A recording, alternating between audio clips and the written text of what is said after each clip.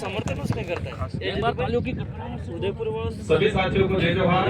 समर्थन उसने करता था। आज अनुसूचित क्षेत्र के अंदर संवैधानिक आधारों आरक्षण को लेके अनुसूचित क्षेत्र आरक्षण मोर्चा के बैनर तले इस कार्यक्रम में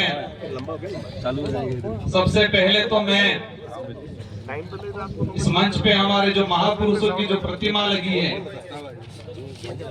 इन महापुरुषों को नमन करना चाहूंगा। और साथ ही सबका लिख रहे हैं इतने गर्मी में भी सबका मोबाइल में बारिश के सीजन से पहले जो तूफान आता है, ऐसा तूफान अभी से आना शुरू हो गया। और इतनी गर्मी है, शादियों का सीजन है, इसके बावजूद भी उदयपुर जिले के सामाजिक विंगों के पदाधिकारियों ने, समुदाय के हित में काम करने वाले कार्यकर्ताओं ने इस कार्यक्रम को सफल बनाया है। उसके लिए इस कार्यक्रम को सफल बनाने वाले सारे पदाधिकारी कार्यकर्ताओं को मेरी ओर से तहे दिल से धन्यवाद देना चाहूँगा। आपके मोबाइल में लिख रहे थे साथियों, लगभग शायद मेरी जानकारी में जो है कि 12 बजे से वक्तव्य 12-1 बजे से वक्तव्य शुरू हुए। सभी वक्ताओं ने अपने अपने विचार रखे। अनुसूचित क्षेत्र के अंदर संवैधानिक प्रावधानों को लेके सभी साथियों ने अपने वक्तव्य रखे। आप सबने बड़े तसल्ली से, शांतिपूर्वक ढंग से एक अनुशासित संगठन के रूप में, अनुशासित व्यक्ति के रूप में सभी साथियों का जो वक्तव्य सुना, उसके लिए तहे दिल से धन्यवाद देना चाहूंगा।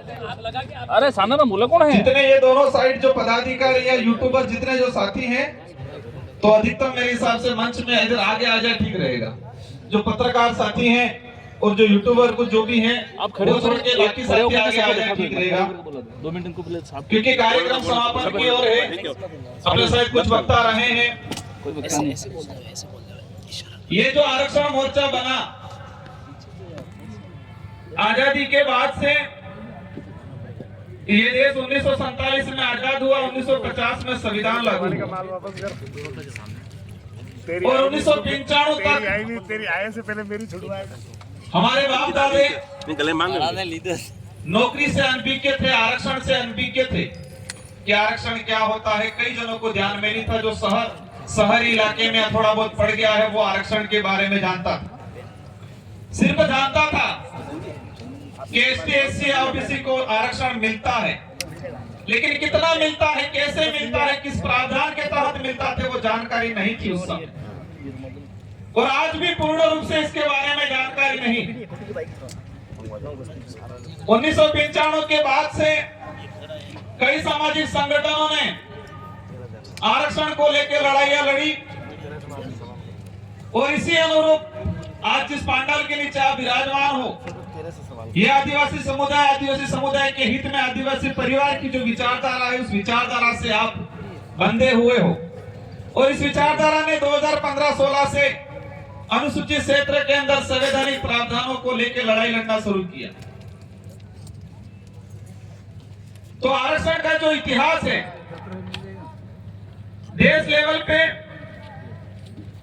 जब संविधान में इसके प्रावधान हुए, इससे पहले जब ब्रिटिश शासन था, अंग्रेजों का शासन था, उस दौरान हमारे पूर्वजों ने उनसे लड़ाइयां लड़ी, खून पसीना बहाया। और उस समय अंग्रेजों ने शेड्यूल 5 का, शेड्यूल 6 का प्रावधान किया कि ये रिजर्व इलाका, ट्राइबल टेरिटरी इलाका,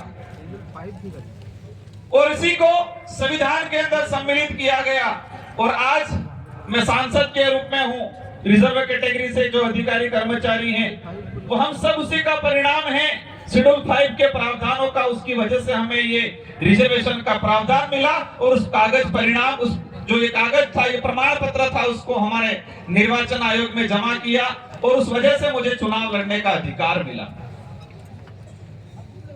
आज देश के अंदर, केंद्र के अंदर 7% रिजर्वेशन मिलता है।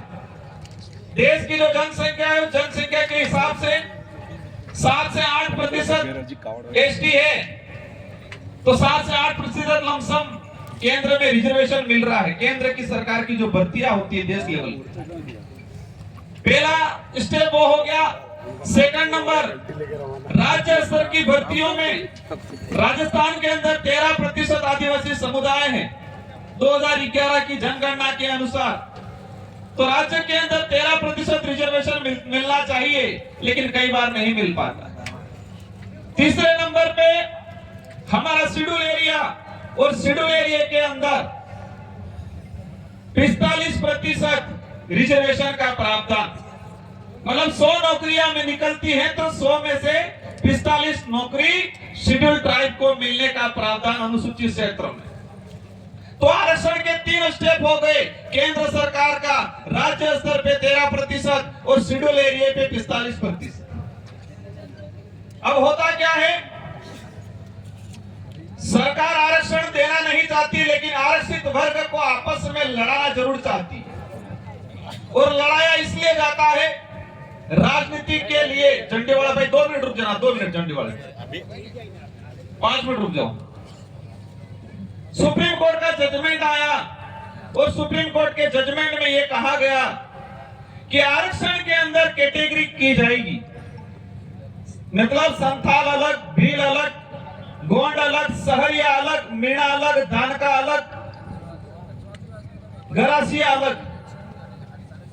और सरकार ने उनके आईटी सेल के माध्यम से देश लेवल पे प्रचार किया और आपस में लड़ाने लगे। मध्य प्रदेश में कहने लगे संथाल को, गोंड को कि तुम्हारा आरक्षण भीड़ खा गया, हमारे गरासिया को बोलने लगे तुम्हारा आरक्षण भीड़ खा गया, भीलों को कहने लगे तुम्हारा आरक्षण मीणा खा गया, सहरिया को कहने लगे तुम्हारा आरक्षण भील और मीणा खा गया। आदिवासी समुदाय जब आरक्षण को समझने लगा कि संवैधानिक आरक्षण कितना है, कितना मिलना चाहिए, कितना अन्याय हो रहा है, जब ये समझने लगा तो उन्होंने आपस में लड़ाने की पॉलिसी कर दी। तो ये आज जो कार्रवाई है हमारा अनुसूचित क्षेत्र आरक्षण मोर्चा, पहले हमने बांसवाड़ा में, सेकंड नंबर प्रतापगढ़ में, और आज तीसरे नंबर पे आज उदयपुर के पदाधिकारी ने आयोजन कराया। सुप्रीम कोर्ट का जजमेंट आया, राजस्थान के अंदर केंद्र के अंदर बीजेपी की सरकार है और उस सरकार को डबल इंजन की सरकार के रूप में वो खुद दावा करते हैं। मतलब डबल इंजन मतलब डबल पावर। और यही उनके पदाधिकारी गांवों में, शहरों में रैलियां निकालने लगे और कहने लगे कि आरक्षण मिलना चाहिए। उन्होंने कमेटी बनाई, बीच में सारे मिक्स होकर रैलियां निकाल रखी। जिसकी डबल इंजन की सरकार है उनके ही पदाधिकारी यहां पर गुमराह करने लगे। और हमारा कारवा 2016 से चलता आ रहा है संवैधानिक अधिकारों की लड़ाई लड़ते हुए। तो हमारे समुदाय के सामाजिक संगठनों के पदाधिकारियों ने मिलकर यह मंच बनाया और इस मंच बना के अनुसूचित क्षेत्र की वास्तविक हक अधिकार की लड़ाई को जनता तक पहुंचाना। और जो डबल इंजन की सरकार के जो नुमाइंदे जो नीचे लेवल पे घूमने वाले जो जनता को गुमराह कर रहे थे, आपस में लड़ाने का जो काम कर रहे थे, इन लोगों को मुंह बंद करने का काम किया इस मंच ने। तो मैंने कोशिश किया कि ये लड़ाई क्यों लड़ी जा रही है, आज हम एकत्रित क्यों हैं। अब हमारी लड़ाई किसी समुदाय से नहीं है,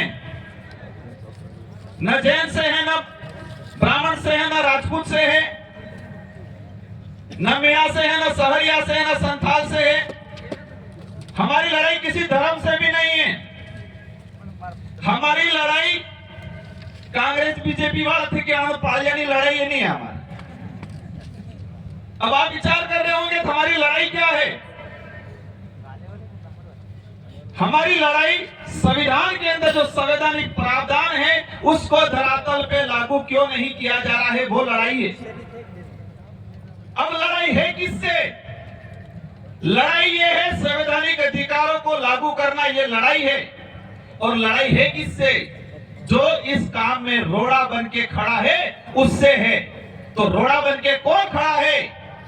वर्तमान सरकार। वर्तमान सरकार किसकी है? कांग्रेस, बीजेपी की, और इससे पहले कांग्रेस की थी। हमारे खेत की लड़ाई नहीं है।